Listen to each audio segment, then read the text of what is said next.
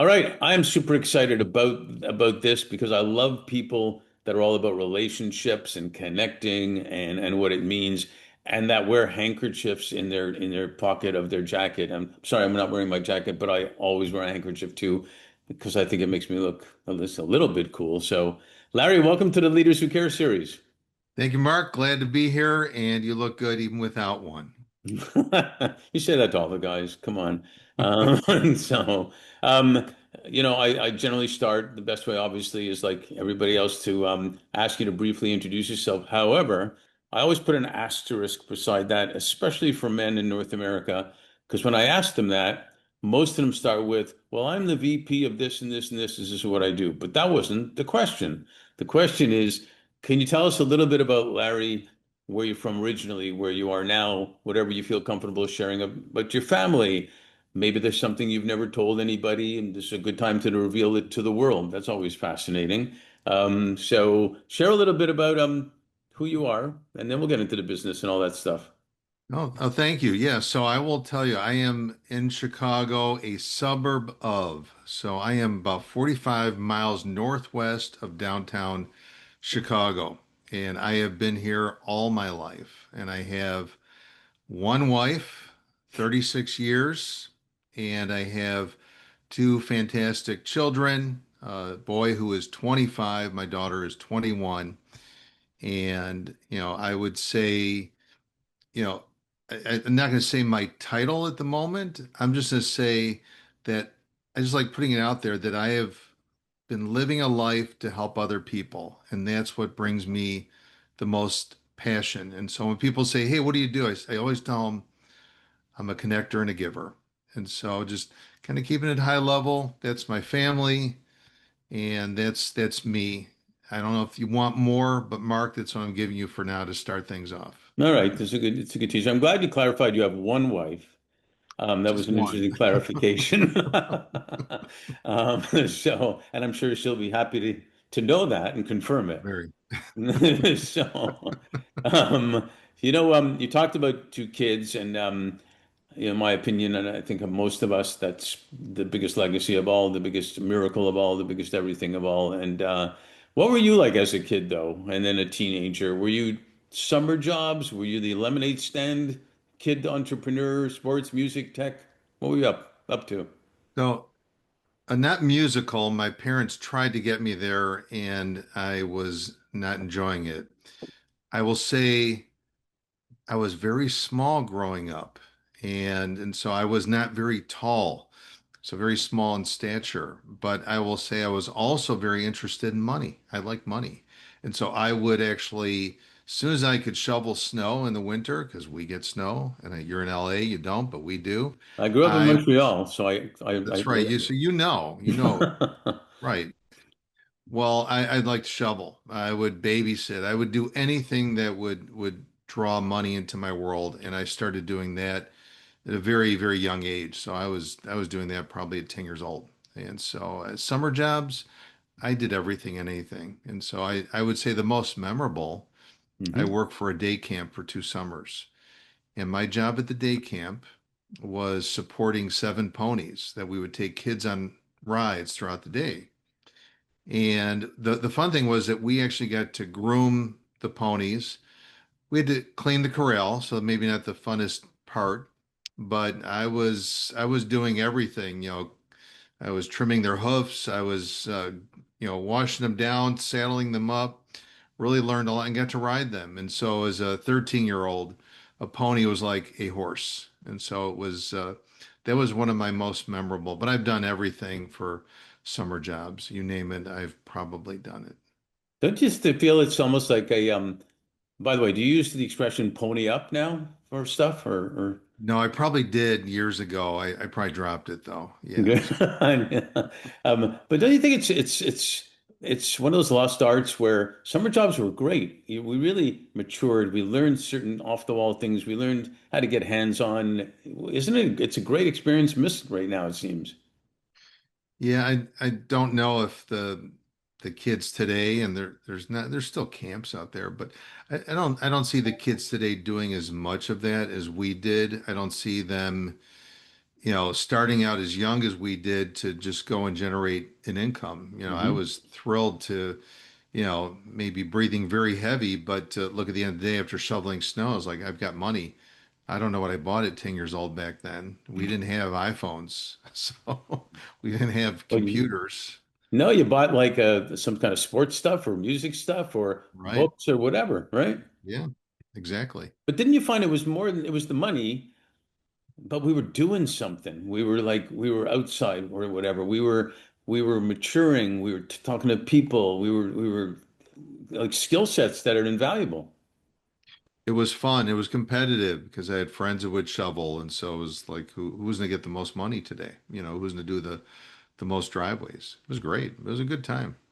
Yeah, yeah, I agree. I delivered TV guides way back then. Just going to show how really old I am, and they were like I feel like a caveman. And when I say they were 15 cents TV guides, little square ones, and I had a lady that gave me a quarter tip every time for a 15-cent TV guide, and she taught me so much stuff just by how she gave it to me and why. It was incredible. Um, so. That was big money back then for you. That quarter, would be worth like $40 today. I feel like I'm 106 when I tell that story or something, but it was why she was doing it was fantastic and things like that stick with you and I notice especially when I speak to guys that they would tell me things like that happened when they were 9. The coach put them out on the field or the ice in a critical moment of the game, and that became their foundation for their confidence into even an executive career that they're doing those moments, those influential moments. And that's why I like to find out what people were felt or thinking like or doing when they were kids, because you weren't really thinking about how it's setting up your foundation for the future, but it kind of was. I think I built a strong work ethic by, the jobs. I wanted to do them well. I was always on time if I had to be on time. So it was always excel and stand out and listen and learn.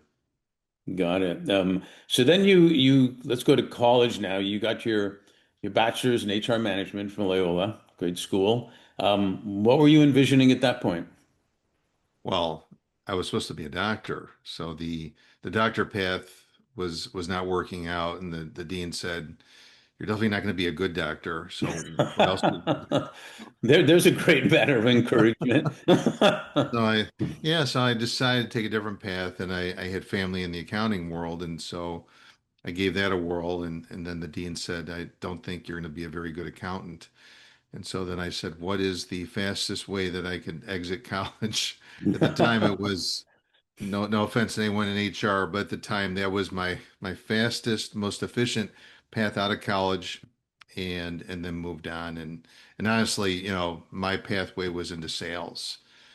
Thanks to my father, an introduction he made because I had done some sales in college and I was very good over the phone and I could sell anything to anybody.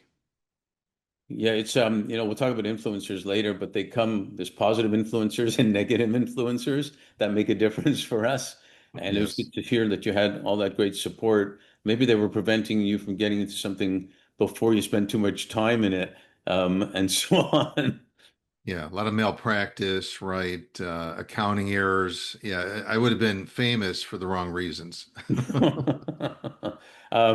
So if you look at your career journey, um, Sprint Yellow Page division, and I mentioned Yellow Pages to somebody the other day, and they were younger and they didn't know what the hell I was talking about, obviously. But you do remember those days, and that must have been an interesting experience. And into sales and biz dev, financial solutions to accounting to insurance, and then recruiting firms. And it seems like you were doing what a lot of people are doing now.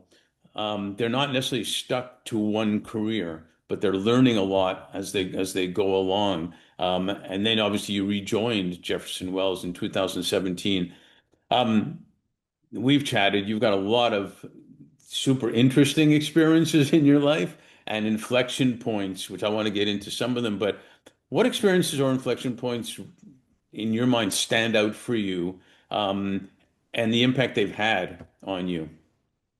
Well, I think well, it's a good question. I think the first job going into Yellow Pages, Yellow Page advertising, in the late 80s, and where people don't know what that is, but that was, a physical book, and all types of companies would advertise their services and offerings there, and that's how they would generate, business, commerce. And obviously today it's more digital, but back then it was physical, and they were great for killing bugs, definitely flies and other big bees. And so that was a straight commission job, and that just taught me, how to overcome rejection and just pick yourself up and go after it again. And that was really good. And there was a creative component to it. It was competitive, highly competitive, and I loved it. I learned a lot from that experience. It was painful and good, and I was married the latter half of the career there and single the first half. So very different too when you have a spouse. Right. Oh, more yelling in the latter half of that career there. But no, it was really good experience. And I think maybe something that stands out or pivot point in my career, one point I left and left corporate and went into business with an individual who wasn't a great individual. It's probably my second book that I'll write, but it was like my MBA. It taught me a lot about what to look for, what not to do, what to do. And so it gave me a lot of learnings. When I went into public accounting in 2009, I worked for Blackman Callick, and that merged into Plant Moran. And I just saw a whole nother world of how these folks treated their clients and their peers. And that really led me on a different path in my life, and how I treat people and how I build relationships and putting people together. And so that was a big pivot point for me. Yeah, it reminds me of the difference. We talk about this a lot about years of experience versus experiences that people have. And I think a lot of the younger people these days are getting that. They want experiences rather than just the usual hierarchy of getting years of experience and moving up and up, like that type of thing. Um, Obviously, your experiences have been valuable in how you've developed and how you recognize how important relationships are. And not to be cute, but leaders who care about relationships, real relationships, usually do better not only in their business but in their whole life. We find, um, and I know your nickname, if you will, probably one of the ones. Who knows which ones there are that you don't reveal that people tend to call you. But LinkedIn Larry. Now, was LinkedIn Larry around before LinkedIn? No, it was not. And I put it in my Zoom name today. And I will say that that name was given to me in Las Vegas when I was speaking about LinkedIn many years ago from an executive that I worked for out of Minnesota. She introduced me, and I kind of tell the story that she knew me fairly well. So she introduced me to talk about LinkedIn. She said, and let me introduce Scary Larry's to talk about LinkedIn today. And she said, wait a minute, how about LinkedIn Larry? And that just stuck. And it has been really nice to associate that because we're on a podcast. I want to put out there, I do not monetize that. It's not trademarked. I just want to protect myself. It's just a name that was given Somehow to I me have a that feeling worked. LinkedIn wouldn't let you trademark that. But good They job would not. anyway. They would not. But it's worked well, and I'm obviously a big proponent of LinkedIn. But yeah, it was after LinkedIn was out there. Yeah. However, not to disagree, you were getting it, consciously or subconsciously, whatever, that the relationships, the connections, whatnot, even maybe some way, even with Yellow Pages, which was an early form of connecting, and your sales that you did and business development, all the work you did, you were a connector. You realized how important relationships were. Probably not just to make the sale, but to have even long-term benefits. Yes and no. I don't think I was. I'll be honest. I was probably more transactional Hmm. than focusing on building the relationships. I built some during that time I sold Yellow Page advertising. I would say it wasn't, it was shortly before the accounting firm position. that I met someone that helped me kind of go down that path of thinking deeper about building relationships. And so I did have that shift. It wasn't from the onset. And all the jobs I've had, like you talk about, it gives you experiences. When you hire someone and they've worked the same company for 25 years, maybe different roles in the company, but they've been at one company. I've been at different industries, different companies, and I've been successful. And I can take all those experiences and best practices, and it's really helped me in my career and helped me when I talk with other people. So, Yeah, I can get it. Quick story. Earlier in my career at Deloitte, actually my first day at Deloitte. It was a big steel company that was our client, and the CFO was incredibly nice to me. He wanted to talk about their business. So I was listening to their business, and long story short, the partner comes in and he's pissed at me for sitting there with their CFO while I should be pulling invoices or something. And I think what he was really pissed at, he should have been there. And I kind of got into trouble for that. But then a great partner of Deloitte took me on the side and said, "Thank you for being there for the client. He needed somebody to talk to that was going to listen to him. And despite what happened with this scenario, he did a great job." And that was an inflection point for me about how relationships are important. And also a leader who cared enough, again, not to be cute with the name, but to tell me that. He didn't have to tell me that. He could have just left it going, and that's what you're supposed to do in the work you do, and and so on. So um, those small things, those little things along the way can make a huge difference. it does. And so, and you're going to repeat that behavior, and it's a good thing. 100%. So, our firm Fifth Element was founded on the premise of leaders in the organizations can do better when they're doing good at the same time. And we're all about talent, leadership, and impact, and using tech as a tool. Can you describe how you came to realize how you wanted to be in your roles and the positive impact it would have both economically for the company you're at, for yourself, for your family, and how there would be social impact, from it as well. How you came to know that relationships were good for business and social impact at the same time. That's a lot. It's a lot to unpack. It's, Well, it's a lot. So this way I can relax a little bit and just listen to you.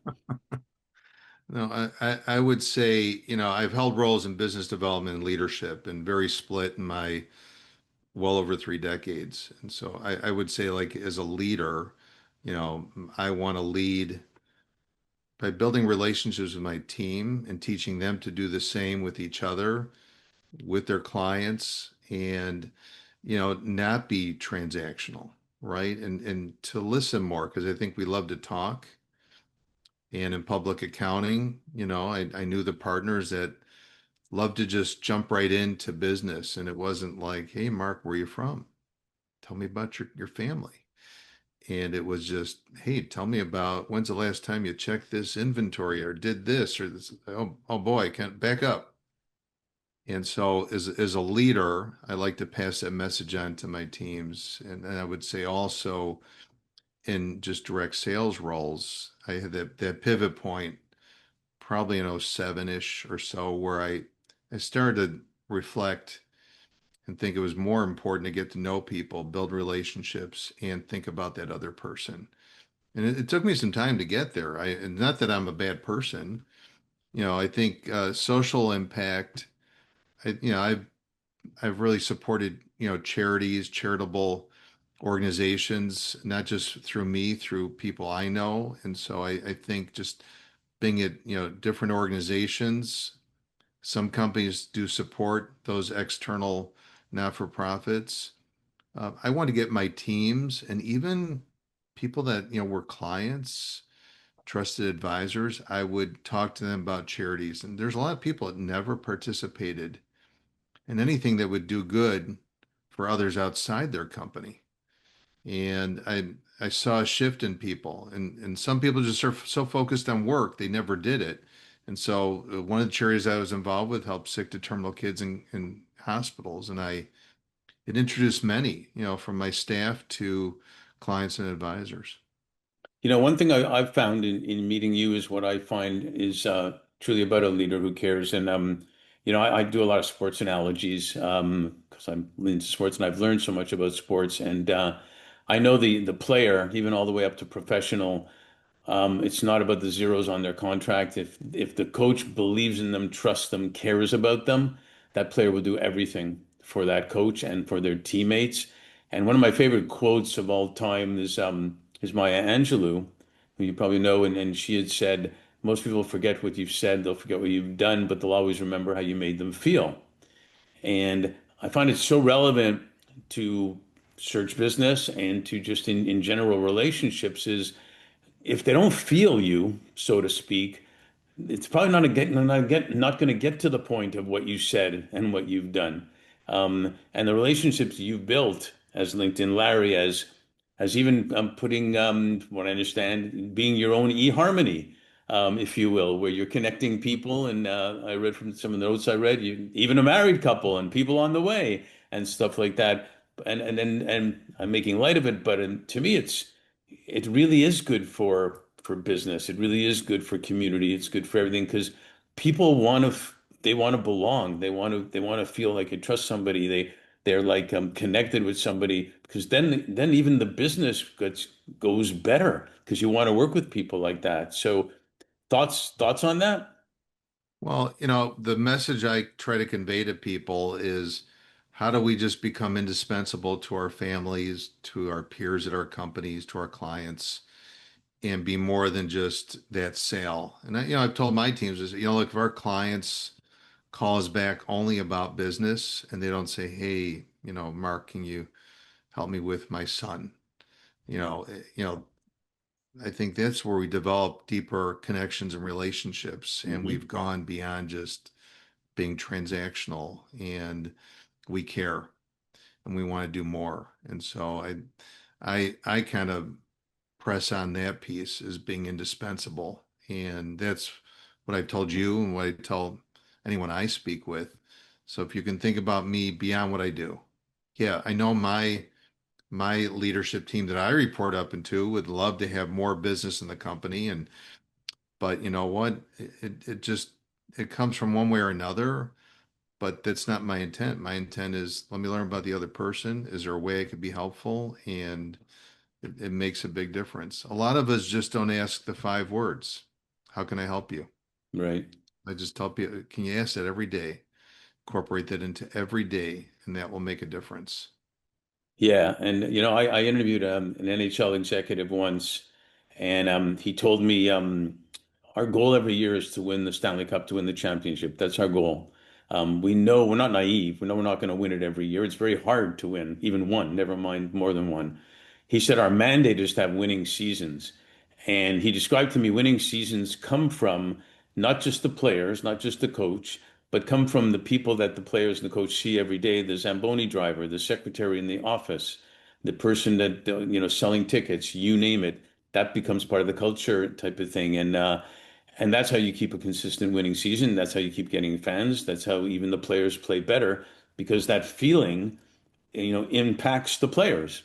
They're real human beings also. So it was fascinating to me. And but what I'd like to also ask though, being a celebrity movie star in the movies you've been in, does that affect anything in your relationships? No, no, very funny. No, that's in your world with your family. I was an extra in a bunch of movies, so that was when I was just kind of thinking, hey, maybe one day I'll be discovered if I'm an extra.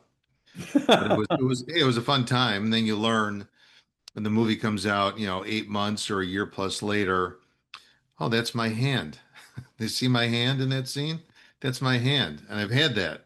But yeah, Well, so Well, you have something in common with my youngest son because my two youngest sons got into modeling and acting, and my middle son is an actor. He's done movies, but the younger son decided to go behind the scenes.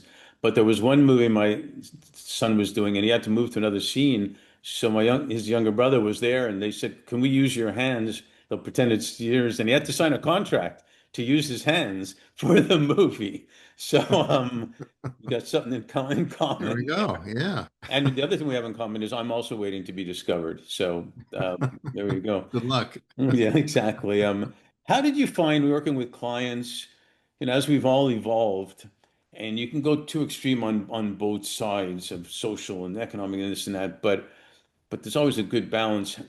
How did you find the support being authentic and agreement from leaders?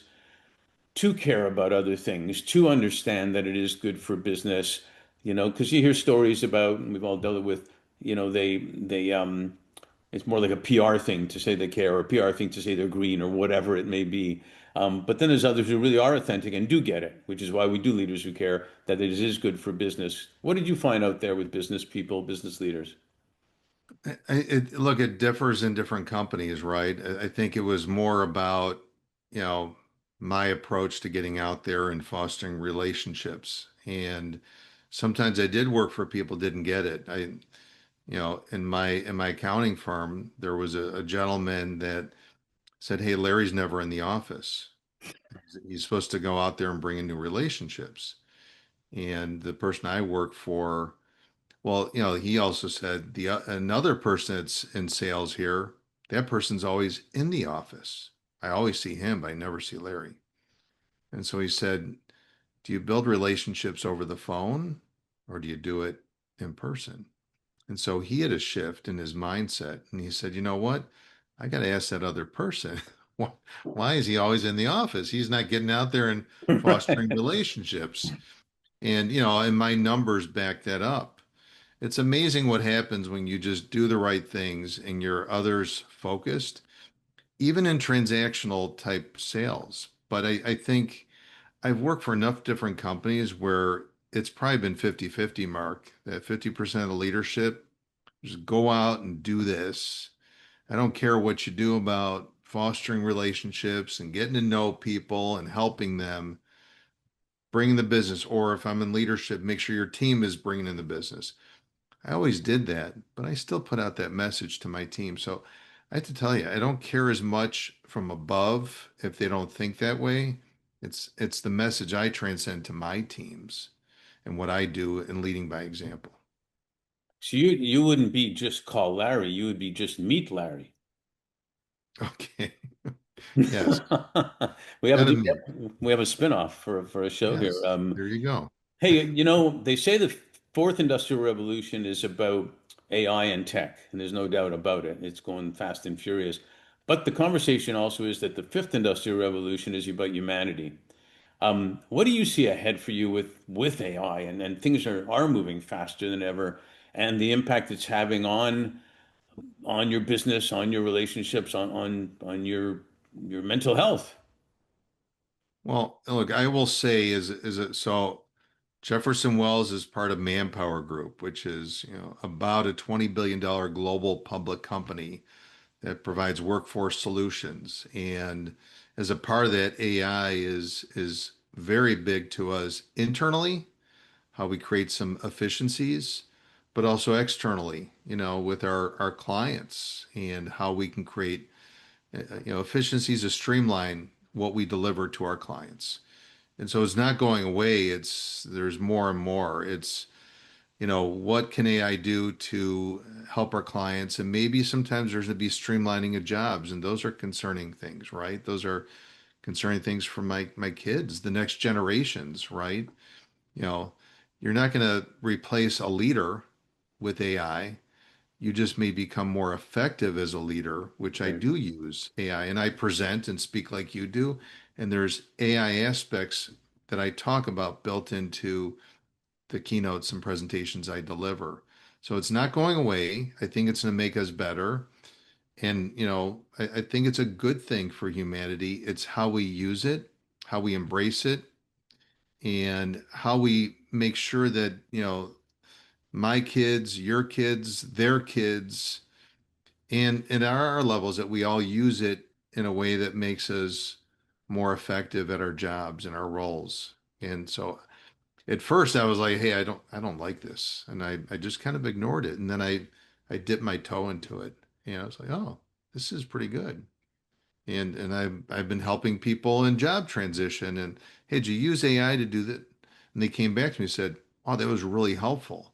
That led me to a second interview. So thank you. Yeah, no, it's every technology, everything that comes out will have people that, hey, just like taxes, people look for loopholes to get around it and do stuff. But for the most part, I actually think AI might be the technology finally that makes us happier and maybe even healthier than ever, if it's used properly. So I agree. Just a couple other questions. Because if you talk about LA, one thing we say here is we always keep having people wanting more so we can do a sequel. So we might have to do that type of thing. But you speak a lot, you train a lot. You also wrote a book. What inspired you to write your book? Well, so I talked about today that I probably was more transactional even in my sales role. And so I went back and thought about my time in college, and you think back to college, like for us, right? There was no internet, right? There was Right. nothing. There's no cell phones. It was a different world for There us. was punch cards that I had to bring to the computer. I remember those, right? So it was a very different time. And I will say when I was in college, I wasn't fostering relationships with the kids I went to school with, professors. You couldn't go on LinkedIn and see that Mark's an adjunct professor at USC, right? But now you could look up your professor and go, wow, I didn't know, Mark owned a company, sold it, and then he's adjunct and sharing his expertise from being in business for years. And I think there's so much to give, our future generation. And so I want to write the book to help the kids to understand how to build networks, foster relationships, volunteer for charities, try to sit on junior boards, understand how Right. to connect people to people. And then I thought, you know what? It's the whole cycle of our career into retirement that people need to know that. And so I didn't limit it. And so what inspired me was I wasn't that guy. And I wanted to share that message, not only with my children, but with everybody. And so that's what inspired me. And I always like giving my wife a plug because she's the one that, like I was wavering. I was like, I want to write a book. A lot of people say, I want to write a book. Anyone out there saying, I want to write a book, stop saying I want to write a book and write a book. She pushed me and it was her push. So just stop talking about it. Let's do it. We're not big investors in companies. We've done a couple little entrepreneurial investments that were nothing. Right? That's why we're still talking. So it was nothing. But my wife said, stop investing in other things. Let's invest in you.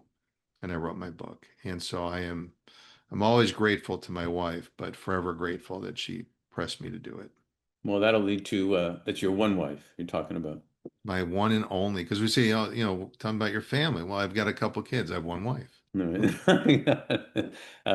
So that leads me to the closing question, I guess, in this part, anyways. A client told me in 2021, he told me about the year 2020, the pandemic year.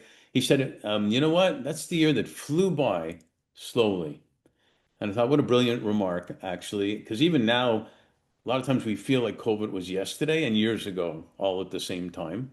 And here we are at the end of 2025 already. Seems amazing so fast. With that said, what are you most grateful for and what are you most hopeful for? Well, going through that, was a shift, right? Just how we work, how we do things, getting to know our families, being there for our families, our pets. So I'm grateful, not to have gone through that because, a lot of us lost loved ones, but what came out of that was compassion, more compassion than I've seen pre-COVID. And I think what it also did is showed us that we could work differently. We could network differently. Right. Hey, I'd love to come out to LA to sit down with you and hang out, or you may want to come to Chicago, depending In the summer, on the weather, right? right? But Unless you but take I me to a hockey game, then we're good. yeah, we could do that. But I think, we could network virtually and do it on a cadence and build relationships. It's not perfect, but we found a way to work, to network. And so I think out of that, I think things have changed for the way that we interact with people. We're more compassionate. And I would say we've built more authentic relationships, that it was more important. People saw that importance to do that. And because you couldn't go to events and network, and so you had to find another way. So it was difficult, but I think it brought a lot of good to a lot of people. Yeah, and as one person told me once, and I've always remembered this, it's we learned so many things and we learned that we can actually have serious conversations without taking ourselves too seriously. So if a kid walked into the conversation, hey, this is my kid, or the dog jumped on you, or whatever, it wasn't like, oh my God, this is professional. We can't, that type of thing.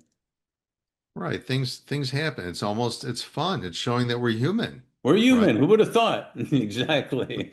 Well, I'm grateful for a new friend. I'm grateful for, Mhm. and that you are a leader who cares truly about people. And I'm hopeful for the same thing. You know what you're doing, and is a good role model at the minimum for what we all need to do. So thanks for being that, and thanks for being on the series. Thanks for having me, Mark. I appreciate it.